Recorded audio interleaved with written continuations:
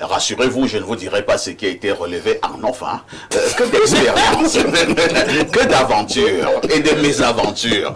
Mais contentez-vous du sujet inscrit à l'ordre du jour, qui est également un sujet très important. Nous parlons de la jalousie ce matin dans le cadre de Vendredi Relax. Quel est le regard que vous portez, que vous posez sur le phénomène de la jalousie au Cameroun, en Afrique et partout ailleurs, dans des entreprises, dans les familles, dans les quartiers? Avez-vous l'impression que cette jalousie est devenue un véritable phénomène social? Certains diront même un poison social. Docteur Walter Shaw, je vous passe d'abord la parole pour disserter sur la jalousie ce matin. Oui, parfait. Ici, la jalousie est née de quoi? La jalousie est née de manque, par exemple, on va citer certains éléments d'affection sexuelle, d'affection, abandon, parfois manque du rang social, manque d'argent, convoiter les postes au pouvoir, voir les autres s'habiller plus que vous, voir les autres manger plus que vous. Parfait, c'est le fait que vous vous habillez pour arriver sur ce plateau rend certaines personnes jaloux. Tout à fait. Le fait que vous soyez compétent rend certaines personnes jaloux. Tout à fait. Donc, c'est pour dire quoi? Que nous sommes nés avec la jalousie, mais certaines personnes, à travers l'éducation, changent et ne deviennent pas jaloux. Mais nous sommes nés, l'homme est d'abord jaloux par nature. La jalousie, on peut s'incliner sur plusieurs dimensions. On peut avoir la jalousie au milieu du travail, on peut avoir la jalousie au niveau des relations amoureuses, relations professionnelles, en famille. En famille. Vous pouvez aussi avoir la jalousie, par exemple, amis. Entre amis, même dans un couple, il y a aussi la jalousie. Donc, et la jalousie n'est pas loin de la sorcellerie. Ah bon? Oui, bien sûr. Non, il ne faut pas faire comme vous trompez pas. C'est la dernière étape. Quelqu'un qui est jaloux n'est pas différent du sorcier parce qu'il fait le même travail qu'un sorcier. Quelqu'un me disait que la jalousie était un sport, était un stage professionnel pour devenir sorcier. Tout C'est à la fait. dernière étape. Donc, les c'est jaloux, une étape. comment découvrir, comment savoir si quelqu'un est jaloux de vous? Parfait. Oui, quelques On va indices. faire quelques indices. Quand vous avez quelque chose quand vous réalisez quelque chose de bien, la personne ne vous félicite pas. Vous avez constaté que parfois, quand vous avez un message, par exemple, on vous a nommé, vous venez d'avoir quelque chose de bon, ou bien une bonne nouvelle, vous envoyez par WhatsApp, la personne lit, mais ne répond pas. alors que vous avez causé il y a quelques minutes, tu les nerfs même. Ça, c'est le signe de la jalousie. Deuxième chose, si vous avez réalisé un projet, soit construire une maison, ou bien se marier, ou bien avoir un nouveau bébé dans la maison, ou bien avoir gagné un contrat, avoir une promotion, et que vos amis que vous mangez ensemble, vous buvez ensemble, ne réagissent pas, il faut les éviter. Dernière chose, comment détecter encore les jaloux? Parfait ici, lorsque vous êtes quelque part, vous dites, mon frère, tu sais que j'ai ma nouvelle Prado TX L 2018, je l'ai acheté à 80 millions. Eh bien, non, mon grand frère aussi a une Prado qui a acheté à 120 millions.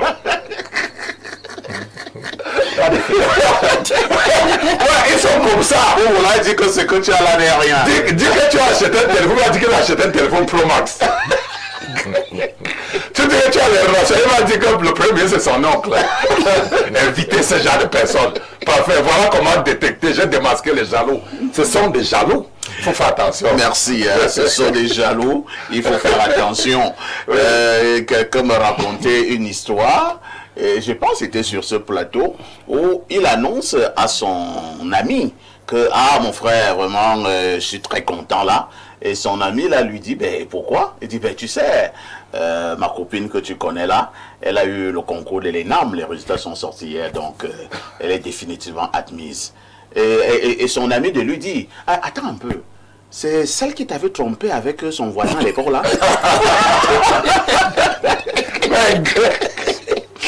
C'est pas possible. Rodrigue, vous avez la parole. Oui, parfait. Le sujet est hautement important parce que la jalousie en réalité est un phénomène qui fait du mal. Je salue encore la pertinence de la thématique, l'interrogation. La jalousie est-elle un poison social? Oui, parfait. Il s'agit d'un poison social. Le docteur Showalter présentait les indices, hein, et les clichés, les profils.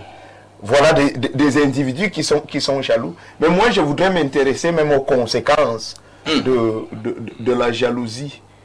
Les empoisonnements sont aujourd'hui...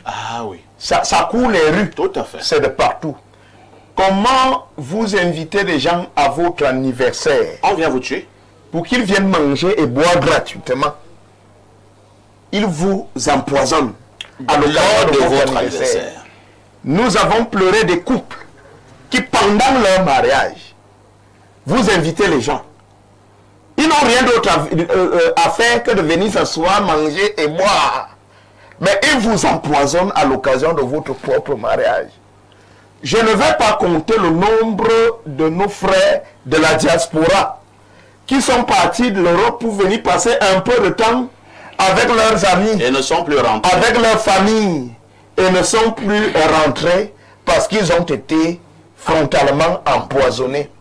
Est-ce que nous pouvons encore compter dans ce pays, ici au Cameroun, le nombre de gars qui, parce que ayant obtenu leur visa, leur papier pour l'Allemagne, je ne sais pas trop où, ont décidé de rassembler leurs amis pour la toute dernière fois. Et il n'a plus jamais. Je voudrais vous dire au revoir, je suis en train de partir. Ces derniers l'empoisonnent froidement et carrément, comme ça. Donc pour dire que le problème posé sur ce plateau, ce vendredi, Parfait ici, tombe à point nommé. Parce qu'en réalité, il y a des âmes en peine qui pensent que ceux qui réussissent en réalité sont la cause de leur propre détresse ou leur propre difficulté à pouvoir s'affirmer, à pouvoir avancer. Et je suis d'accord avec M. Walter, la jalousie, effectivement, c'est la dernière étape à franchir avant d'atteindre le seuil de la sorcellerie authentique. Je crois que, en réalité, nous sommes une société en perte de repère carrément. Il y a beaucoup de personnes qui ne se donnent pas de la peine à chercher leur véritable vocation. Parfois, ici, j'ai été dans des chorales à l'époque. Nous perdons un frère choriste des suites d'empoisonnement. Et quand sa famille décide de quitter l'évangile, cette affaire où on vous gifle, vous devez tendre l'autre jour, la famille dit non, on va mener des enquêtes. Et pendant les investigations des gendarmes et des policiers, vous trouvez que quelques frères de la chorale étaient impliqués dans cet empoisonnement. De la chorale. Bien, je vous parle de la chorale. Des choristes qui tuent un autre choriste. Oui, des choristes qui tuent des choristes. Et on parle de Dieu, on chante pour Dieu. Vous savez, il y a des obédiences religieuses pour devenir diacre, il y a des critères. Vous passez ça comme un examen. Mais une jeune dame qui a eu l'examen, sa candidature a été validée pour devenir diacre, mais se fait paralyser par une autre maman, je dis au sein de l'église, par voie mystique. Tout ça, c'est... Je parle bien de l'église. Je ne suis pas en train de parler à des associations de quartier. Voilà, ou alors des terrains où les Luciens bagarrent pour être maire ou je ne sais pas trop quoi. Je parle de l'église. Non, ministre. Tu parles perdu. Ministre. Ah, ministre. Oui, pas maire. D'accord. C'est pour vous expliquer que... C'est pour vous expliquer que parfait ici, le phénomène, on la médisons en guise de conseil. Chacun de nous doit interroger ou questionner sa propre vocation. Même dans le journalisme qui se pratique là, mais ce n'est pas tout le monde qui peut modérer les débats comme parfait. Oui. Ce n'est pas tout le monde qui brille par ce talent-là de pouvoir bien présenter le journal ou même de tenir la plume journalistique de façon vraiment professionnelle et excellente. Lorsque des pasteurs dans la prédication parlent des membres du corps de Christ, ça veut dire que chacun de nous, chacun élément du corps a sa vocation, a son rôle, a son talent. Vous ne pouvez pas en vouloir à un pianiste parce que les filles le regardent. Lui, il joue au piano. Ça, c'est son talent. Pendant que vous, quand vous ouvrez votre voix, c'est admirable. Mais pourquoi vous allez donc laisser votre talent à vous, bon chanteur, pour aller jalouser un gars qui est un bon pianiste, pour aller jalouser un gars dont le corps répond facilement à la chorégraphie, vous appelez ça comment? La chorégraphie, c'est-à-dire que c'est un très bon danseur, il n'a pas besoin de forcer ça. Quand il essaie de faire un geste, ça passe, c'est sa vocation. Donc je crois qu'il y a des frères comme ça. Vous avez un papa qui vous a tous envoyé à l'école. Il vous a donné les mêmes chances. Vous avez un frère qui est un frère qui s'appelle Bidima, il est sérieux, il a fait l'école, il ne driblait pas les cours. Mais n'est-ce pas? Il doit être ministre. Voilà, il a été discipliné. Mais vous avez choisi de prendre l'argent de votre pension pour aller impressionner les filles. Et plus tard, vous n'êtes rien.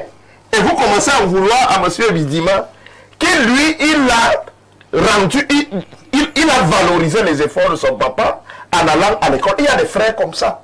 Parce qu'on a nommé papa. On commence à dire qu'elle est dans la secte. Voilà, c'est un problème. Voilà. Et ce sont vos propres frères qui vous sabotent. C'est-à-dire, mais les gars font de votre image, mais une véritable serpillère. Simplement parce qu'en réalité, ils se disent qu'ils sont incapables d'atteindre votre niveau social. Je pense que c'est un poison. Merci. Et c'est un poison qu'il faut éradiquer. C'est un poison et c'est un poison qu'il faut éradiquer. Lucien Bidima, vous avez été suffisamment appelé par Audrey tout à l'heure, je vous passe donc la parole, mais je vous suggère de vous appesantir un tout petit peu sur la jalousie familiale. J'ai aussi la nette impression que cette forme de jalousie aussi prend du pas. À l'époque, on nous faisait comprendre, Lucien, que non, ton frère ne peut pas te faire ceci parce que c'est ton frère, ta mère ne peut pas te faire ceci, ton cousin ne peut pas. Mais de plus en plus, nous allons dans des deuils dans nos villages et vous voyez, on vous dit que tel monsieur est mort, c'est par jalousie, il avait des problèmes avec son cousin, avec son frère et nous sommes en train de l'enterrer. Et je crois que c'est pas là que ça commence, mais il faut d'abord qualifier. Il y a deux types de jalousie. La jalousie affective. Ça veut dire, vous êtes, votre femme est jalouse. Ça, c'est une forme de jalousie. Oui, une forme de jalousie qui entraîne parfois aussi des conséquences incroyables. Il y a le crime passionnel. Le crime passionnel, vous vous souvenez de cette femme-là qui vient de tuer ses enfants, trois enfants. Et vous voyez à quel niveau aussi ça peut être toxique. Et quand votre propre épouse est jalouse de vous, à un moment donné, elle commence même à croire que vous travaillez très bien, elle commence à dire que vous êtes dans les sectes, elle commence à imaginer un certain nombre de choses, elle peut totalement détruire votre foyer. La même chose avec l'homme, sur le plan affectif. Maintenant, il y a cette jalousie qui est totalement toxique, celle dont nous sommes en train de parler, vous avez parlé de la jalousie familiale. Pour bien comprendre ce que c'est que la jalousie, les effets négatifs de la jalousie, il faut avoir été jaloux. Et j'ai dit, nous tous, on a été jaloux à un moment donné. Oui, bien sûr, je dis, on est né jaloux. Et quand on est jaloux, on ne se rend pas compte que c'est toi qui souffres le plus. Ouais. Alors, si je suis jaloux, moi j'ai vu, moi j'étais au village, il faut dire que c'est ma grand-mère qui m'a élevé, donc j'étais très pauvre, ma grand-mère était très pauvre. Mais elle était catéchiste, donc elle avait une foi. Elle se disait, bon, mais je suis son petit-fils que je vais arriver. Mais sauf que, quand Noël arrivait, vous savez qu'à Noël, au village à cette époque, les plus aisés mangeaient le poulet avec du riz. Et puis, les enfants avaient les tennis. Mais nous, on avait les babouches. Vraiment, quand vous arrivez à la messe, tu regardes ton cousin. Vraiment, ça faisait tellement mal. Mais sauf que, il était tellement content, mais toi tu souffrais et tu n'arrivais pas à suivre la messe. Et ma grand-mère, oui, avait observé cela, qu'à chaque fois, j'étais triste les jours de Noël. Alors, ma grand-mère m'appelait un jour, me dit, Lucien, je vais te dire, tu vois ton cousin sinon? Oui. Dans 20 ans, c'est lui qui va t'envier. Parce que lui, il ne part pas à l'école. Mais moi, je te demandais d'aller à l'école. Un jour, tu auras plus que les tennis. Tu n'auras plus que ça. Donc, ça ne sert à rien. Donc, je reviens. C'était la bénédiction. Oui, c'est que le docteur a dit un problème d'éducation. Et c'est là où je ne suis plus jamais devenu jaloux. Alors, qu'est-ce que moi je suis devenu aujourd'hui? C'est que si je vois Perfecto, comme vous êtes très fort au niveau du journalisme. Je commence à vous regarder. Je commence à m'exercer comme vous faites. Et c'est comme ça que j'ai commencé à faire les débats. J'aimais les gens comme j'aimais quand, à chaque fois que le président Biya, par exemple, faisait le discours, je mémorisais le discours. Et je le prenais. Quand je voyais les Sarkozy faire les débats, quand je voyais les Mitterrand, c'est-à-dire j'ai commencé, donc je commençais à les imiter. À les imiter. Vous apprenez. Vous apprenez. Oh oui. Comme aujourd'hui, avec mon directeur général, je ne veux pas prononcer le nom, j'ai 2 personnes qui me fascinent au niveau de ma direction générale, mon directeur général, qui est un homme pragmatique. Il est d'une rigueur et d'une projection incroyable. J'ai commencé à l'imiter, à faire comme il fait. Et petit à petit, j'apprends. Et il y a aussi une dame qui est chez nous, elle est chef de projet, elle est très forte. C'est-à-dire, à chaque fois, je n'ai pas honte de prendre mon calepin et de lui dire, je n'ai pas bien compris. On était, explique-moi un peu, elle m'explique, et j'ai commencé à apprendre. Et c'est comme ça que j'ai commencé à maîtriser la sécurité sociale. Que de la jalousie. Que de la jalousie. Mais combien sommes-nous pour faire ça? Alors je dis, au niveau familial, comme vous avez dit, c'est devenu pire. Ah oui. Parce que, est-ce que vous imaginez, moi je suis victime là. Moi aujourd'hui, j'ai dit je ne peux pas, mais je ne suis pas ministre, etc. Donc quand j'ai un peu les moyens, je crée des petites sociétés pour mettre mes frères. Mais ce sont vos propres frères qui vous ruinent. Et comme le docteur a dit, j'ai un qui est vraiment en train de me ruiner là présentement, a dit que... C'est sûr que sur l'émission. Hein. Oui, je l'envoie faire un certain nombre d'émissions qui finissent de bouffer l'argent, comme on peut dire au quartier. Mais quand nous s'asseyons, on dit pourquoi tu as... Il dit que j'assume. Ok. Tu assumes quoi? Comment tu assumes? C'est pas possible. Il préfère peut-être que je pète. Vous voyez donc à quel niveau. Et vous imaginez, comme mon frère Rodrigue disait, quand il peut quitter ce stade, c'est des gens dont tu peux confier quelque chose. Et immédiatement, il te tue. Et là, j'ai pris un cousin pour dire les effets de la jalousie. Il me conduit la voiture. Je garde, quand j'ai un peu d'argent, je mets dans ma maladie parce que j'aime toujours marcher avec un peu d'argent, quelque chose peut vous arriver. Mais je ne comprenais toujours pas la comptabilité. À un moment donné, je commençais même peut-être un peu à accuser ma femme. Mais c'est sa copine, dernièrement, qui a dit à un ami que moi j'ai le chauffeur de ce monsieur-là. Mais il ne sait pas comment il a trop d'argent. Il est bien parce que son chauffeur vient tout me donner 100 000, quand il sort 50 000. Et maintenant, j'ai même déjà 1 million dans les caisses. Incroyable. Et ce monsieur a démissionné il y a 2 semaines. Comme ça, il dit... Un cousin. Il démissionne parce qu'il me dit, écoutez, il était malade, je ne lui ai pas demandé comment tu vas. Il dit que je suis pour moi, c'est sûr, pour te demander comment tu vas. Pourquoi toi tu demander comment tu vas? Je peux demander ça à une femme. Donc, vous voyez les effets pervers de la jalousie. Et cette jalousie-là, quand au niveau familial, vous avez les problèmes de terrain.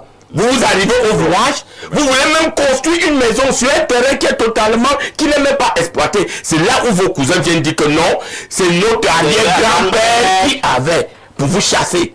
Et ça devient vraiment toxique. Et je vais encore dire là où pour chuter, là où c'est pire, c'est dans la recherche des postes de responsabilité. Là alors c'est la magie. Quand vous pouvez jalouser un ministre, c'est le chef de l'État qui nomme un ministre. C'est Dieu qui donne ce pouvoir. Et si vous n'arrivez pas à être nommé parfois ici, vous voyez à quel niveau, à chaque fois que 17h arrive, vous commencez à maigrir. Parce que vous attendez qu'on va appeler votre nom. Et la jalousie là va faire, vous commencez à méditer sur ce ministre, à raconter des choses qui sont toxiques, totalement irréalistes. Je dis, la jalousie est pire même que le poison social. Je crois que aujourd'hui, le premier phénomène de la mortalité au Cameroun, pas de la jalousie. Il faut vraiment y réfléchir. Et ce thème est tellement important qu'il faut amener les psychologues, il faut recommencer. Même les élèves maintenant, dans les salles de classe, la jalousie part du fait que, je vais vous dire, et ça revient sur le premier, l'équipe aujourd'hui, quand tu entends que on a pris, les élèves sont partis faire la partout, c'est que il avait sa copine, et peut-être il a commencé à jalouser une certaine fille, ils organisaient quelque chose qui est terrible. Aujourd'hui, à notre époque, ça n'existait pas. 20 filles et 10 garçons maçons qui font la partouze. Dans une salle. Dans une salle. Ça n'a pas des jalousies qu'on ne peut pas, c'est-à-dire cette situation, on ne peut pas se révéler soi-même. Alors, mais je finis par dire, je conclue. Est-ce que vous savez que même au niveau de vos débats, quand vous invitez vos copanélistes, parce que, bon, tous les dimanches, je ne suis que vous, quand je ne suis pas invité, mais il y a certains qui sont même jaloux des autres parce qu'ils peuvent mieux analyser une situation. Et comme le docteur a dit, regardez un peu certains indices. A dit quand quelqu'un est jaloux de vous, à chaque fois que vous voulez prendre la parole, il vous coupe. À chaque fois que vous voulez dire quelque chose, il dit que tu ne connais rien. À chaque fois même, on te connaît où. Moi j'ai vu, j'ai vécu ça. Il n'y a pas déjà longtemps. Vous avez avec le professeur. Donc, vous voyez, on a des cas comme ça. Donc si vous voulez voir les jaloux, ils sont là. Parmi vous, même quand vous les invitez. Alors, mais je dis non. Mais pour mieux vivre, si vous arrivez à dépasser l'étape de la jalousie, que vous n'êtes plus jaloux, je vous jure, vous avez dominé le monde. Merci. En passant la parole à Cyril Tchamba, je suis en train de rire parce que comme nous sommes au quotidien au niveau de cette modération des débats, il m'est arrivé de voir comment ça se manifeste sur un plateau. Moi, je le vois tous les jours. Même ma manière d'accueillir les invités. Oui. Tu vois, j'accueille un invité. L'autre invité en face est déjà jaloux. Il estime que c'est mieux accueillir l'autre que lui. Et sur le plateau, ça devient un problème. Ça devient un problème. Alors, Cyril Tchamba, nous parlons de cette jalousie qui s'apparente de plus en plus en poison social. Quelqu'un sur le plateau pense que c'est pire que du poison. Comment faire? Est-ce que nous pouvons lutter efficacement contre la jalousie et naturellement contre les jaloux, les jalouses? Ben, vous savez que la jalousie, ça naît d'un complexe. Les gens sont généralement, par nature, on a toujours des complexes vis-à-vis des autres. Celui-là a un grand nez, j'ai un petit nez, il est plus grand, je suis plus petit, etc. etc. C'est le premier cas de jalousie, de la nature même, qui fait que nous naissons, certes des humains égaux, mais nous sommes différents par ce que la nature nous fait différents. Mais la société camerounaise a... Vous dites bien, parce que quand on écoute tous les panélistes, on se rend compte que dans vos propos, il y a une évolution, une augmentation de ressentiment de jalousie. Tout à fait. Et cela peut s'expliquer par le fait de notre société sur le plan de son administration, son politico-économique est échoué. Dans le sens où les Camerounais sont de plus à l'étroit de leur propre vie. Les phénomènes de jalousie de voisinage, c'est quoi? C'est simplement que, n'ayant plus la culture de l'équité, la culture du respect de l'effort, les gens nous suspectent tous les autres, chacun suspecte l'autre d'avoir une technique ou une relation qui te permet d'avancer. Donc c'est une jalousie qui s'exprime parce que les gens sont frustrés de ne pas pouvoir comprendre les mécanismes et les codes qui permettent de s'en sortir. Ça existe.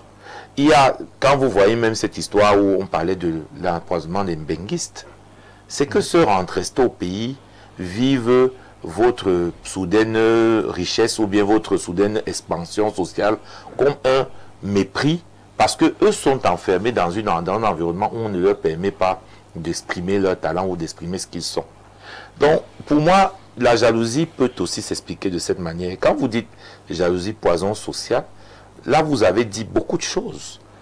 La société, dans le mot social, la société doit construire les outils qui permettent de réduire cet état d'animalité qu'est la jalousie. Elle doit construire cela comme les autres nations, par l'équité, la justice, le fait que nous puissions agrandir l'assiette de contentement de chaque individu, de chaque Camerounais. Et vous verrez que dans certains pays modernes, Bidima parlait tout à l'heure de ministres, des pays comme la France, aux États-Unis, il y a des personnalités qui refusent le poste de ministre. Parce que en étant consultant, en étant journaliste, ils gagnent assez bien leur vie. Mais nous, au Cameroun, si vous n'êtes pas ministre, vous n'êtes presque rien. Donc tout le monde veut devenir ministre. Et comme l'espace est réduit, chacun donc développe des attitudes qui font que les gens commencent à devenir négatifs. Et cet esprit de négativité-là s'inscrit dans tous les champs de la société. Parce que, comme je vous l'ai dit à l'entame de mon propos, celui qui réussit ou qui semble réussir, qui excelle dans un domaine, est suspecté de toutes les accusations négatives. Il est dans les sectes. Il est dans les sectes, il est homosexuel, il est ceci. Il a vendu sa mère. Donc, je pense que la question de parfait pour en sortir, c'était de dire comment en sortir. Justement. Tout à fait. Moi, je pense que on a donné beaucoup de conseils. C'est clair qu'il faut que chaque génération, chaque individu sache qu'il y a un temps pour chaque chose. La Bible nous l'enseigne. On ne demande pas à un homme, on demande à un homme, c'est à 40 ans qu'on demande s'il a une maison, s'il a une femme. Parce que les réseaux sociaux font quoi chez nous? C'est que ça a accéléré le cycle. Vous voyez des gamins de 25 ans qui veulent rouler avec des Prado. Voilà. Ce n'est pas possible. De notre époque, il y a une voiture qui correspond à un jeune de 25 ans qui se débrouille bien. Quand un jeune qui prend le taxi à 25 ans, ce n'est pas un problème, ce n'est pas une faute. Or, aujourd'hui, vous discutez avec une jeune demoiselle qui veut que vous alliez manger les plats dans certains restaurants où ça coûte 25 000, alors qu'elle loue une chambre de 15 000. Voilà. Ça, c'est bien ça. Ouais. Il y a problème. Après, quand elle se retrouve en difficulté, c'est en fait pas de la jalousie, c'est le complexe. Et c'est une maladie psychologique. Et je pense que si les sœurs étaient sur ce plateau, ils vous diraient qu'on appelle rapidement jalousie, ce qui en réalité révèle d'une pathologie. Et cette pathologie-là, je peux vous dire qu'elle se traduit par des maladies diverses et variées. Vous voyez des gens à l'hôpital, on ne sait pas ce qu'ils ont. Ils sont en train de mourir parce qu'ils sont malades, parce que la société a dévoyé, le monde moderne a dévoyé. Parfait, laissez-moi une seule seconde pour dire. Je vous dis que même dans la Bible, quand vous lisez, on sait ce qu'on demande à un homme de 30 ans, on sait ce qu'on demande à un homme de 60 ans, etc., etc. Mais on ne peut pas continuer comme ça. Il faut revenir à des bases et l'éducation en est un élément essentiel. L'éducation doit revenir. Et Lucien Bidima l'a dit, sa grand-mère l'avait sauvé en lui disant « Sois patient, un jour ton tour va arriver. » Et effectivement, son tour est arrivé. Voilà. Alain, donc, comment combattre la jalousie? Avant d'y arriver, parfait, la jalousie peut être considérée comme un sentiment humain nourri par un triptyque. Le premier triptyque vient de ce que l'on se met la pression pour avoir l'exclusivité en ce qui concerne la possession. C'est mon époux, par exemple, c'est ma femme, donc je le veux, je la veux en exclusivité. On peut devenir jaloux, je pense que Lucien l'a évoqué tout à l'heure. Deuxième élément, c'est la rivalité, la compétitivité. On est toujours en train de se mettre en rapport de comparaison avec les autres. On veut à tout prix démontrer qu'on est meilleur que les autres. On veut à tout prix être au perché, être sur le piédestal le plus élevé par rapport aux autres. Là, quand ça ne se produit donc pas selon nos expectations, on devient jaloux. Troisième élément, l'incapacité avérée, l'infériorité on disait avérée. souvent à l'école primaire. Hein. Oui. On répétait ça comme ça alors que c'était pertinent. La jalousie provient de l'incapacité. Mais alors, parfait, il faut le comprendre. La jalousie peut aussi naître de l'expression d'une partialité. C'est insoupçonné, hein, mais toi-même à la maison en tant que parent, fais attention. Quand tu viens, tu commences à honorer un des enfants, beaucoup plus que les autres. Ouais. Ah, papa, pourquoi tu fais toujours un franc comme ça? Ça commence. Faut éviter de nourrir soi-même la jalousie au travers de la partialité, la non-équité. Bon, c'est un sentiment humain, j'ai dit, mais on peut le domestiquer, on peut le dompter. Et c'est donc l'exercice auquel chacun de nous doit se livrer. Or, beaucoup, c'est-à-dire que dès qu'il naît, ils le nourrissent. Et du coup, ça arrive à être le poison social que nous décrions sur le plateau aujourd'hui, avec les corollaires que nous connaissons. Empoisonnement, sabotage, messe basse, commérage, de tout. C'est grave, hein? Vous savez qu'en français, le masculin de commère n'existe pas, mais dans notre société aujourd'hui, en raison de la jalousie, même les hommes font des commérages. Les hommes sont des commères. Parfois même plus que les femmes. Plus que les femmes, en raison de la jalousie. Parce que là, il faut qu'il devienne toxique, il faut qu'il intoxique ta vie, il faut qu'on te voit autrement, il faut qu'il change la réalité à ton sujet, il faut qu'on te déteste. Parce que lui, vraiment, il est rongé par la jalousie et il ne veut pas que tu connaisses le bonheur. Donc, du coup, il va canaliser les choses de telle sorte que l'image qu'on a de toi c'est ta femme. Voilà, donc c'est un peu ça. Regarde, parfait. Je vais revenir à une histoire biblique, par exemple. Quand Jacob, dans la Bible, décide d'honorer un des derniers, Joseph, il lui donne une tunique bigarrée. Vous savez que dans la culture sémitique de l'époque, les atours, l'apparence personnelle était un élément de distinction. Donc, en lui donnant la tunique bigarrée, il affirmait que je suis en train de l'établir comme étant votre prince. Donc ça, j'ai compris. On se comprend. On sait ce que ça veut dire. Donc les aînés comprennent. Donc, le petit, tu l'établis chef sur nous. Et en plus même, c'est le fils de l'autre, la deuxième femme et tout. Donc, on devrait avoir les privilèges, on est les fils de la première femme, etc. Maintenant, l'autre élément, le manque d'humilité peut être le ferment de la jalousie. Quand vous ne connaissez pas être petit, acceptez d'être petit. Et je comprends donc pourquoi, dans la perspective biblique, ce que le Seigneur entend faire grand, il les brise, je dis toujours, il les humilie, il les fait passer par l'épreuve de l'humilité. Tu dois prendre ça. C'est que quand tu as appris à être petit, que tu sauras aussi célébrer une fois grand, même ceux qui sont plus grands que toi. Ça ne te causera absolument pas de problème. Merci Alinou. On repart très rapidement du côté de notre messagerie.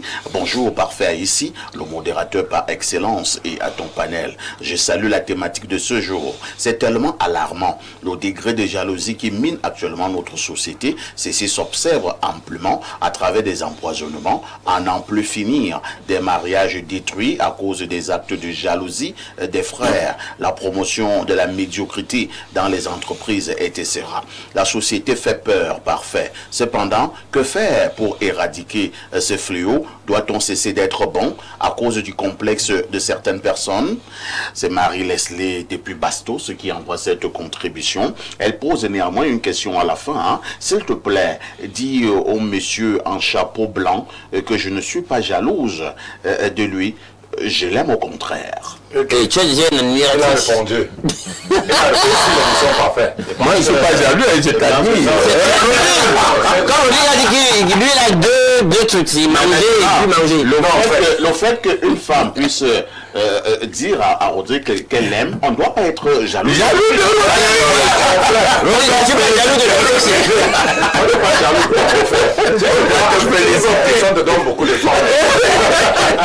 Bonjour parfait. Au sujet de cette thématique, la jalousie peut effectivement être un poison social, car elle peut détruire les relations, créer des tensions et même conduire à des comportements destructeurs. Elle peut naître de l'insécurité, de la peur de perdre ou du sentiment d'infériorité. Dans les relations sociales, la jalousie peut mener à des conflits, de la méfiance, de l'isolement, des comportements manipulateurs. Mais la jalousie peut aussi être un signal d'alerte qui pousse à communiquer et à travailler sur ses relations. Ça dépend comment on la gère. C'est Wilfried Kelkois, promoteur de la Kedewa Design Art depuis Berthois.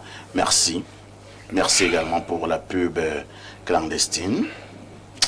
Un autre message, très belle thématique, monsieur Parfait ici.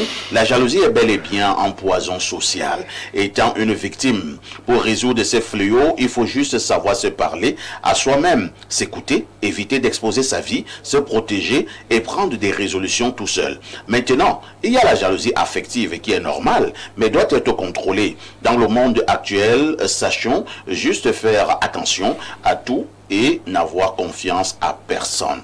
C'est Jeanne Adouala qui envoie cette contribution.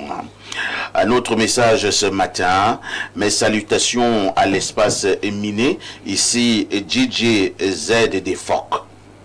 Tu dois être une star là-bas, hein, à Phoques. Et si je peux partager votre avis sur la jalousie, j'aimerais vous dire oui, cette dernière est un poison social car elle nous pousse à commettre des erreurs que nous regrettons après. Sauf que la jalousie est une chose naturelle en homme et il y a une manière d'être jaloux. Un autre message, bonjour. À vous en studio, PA, une petite parenthèse pour la fin de l'émission hier. J'étais au sol au point de revoir la rediffusion. Maintenant pour la thématique du jour, je pense que la jalousie c'est un peu comme un feu. Ça peut réchauffer ou brûler. Quand on est jaloux, on peut se sentir menacé, en colère ou triste. Si on laisse cette émotion prendre le dessus, ça peut créer des problèmes dans les relations, au travail ou même en famille. Mais si on prend le temps de comprendre pourquoi on est jaloux, on peut transformer ça en opportunité pour s'améliorer, pour communiquer avec les autres et pour grandir. C'est comme transformer le feu en une flamme qui éclaire et réchauffe. C'est Freddy depuis Douala. Bonjour Perfecto. Et là c'est un message du plus 44. Il s'agit de l'Angleterre. Hein? Bonjour Perfecto, la jalousie est véritablement un poison social, mais c'est à chacun de tuer ce sentiment destructeur qui vit en chacun de nous. Soyons humbles et s'accepter dans toutes les situations et la jalousie n'aura pas de place dans notre quotidien. Docteur Walter Shaw, lorsqu'on est victime de jalousie, comment on devrait se comporter en société?